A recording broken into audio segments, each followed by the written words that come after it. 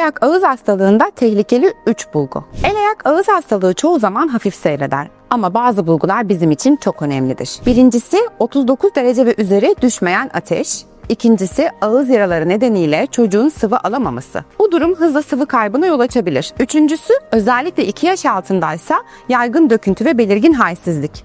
Bu 3 durumdan biri bile varsa mutlaka değerlendirilmelidir. Unutmayın, her döküntü masum değildir. Ama doğru yönetildiğinde çoğu çocuk bu hastalığı birkaç günde rahatça atlatır. Herkese sağlıklı günler.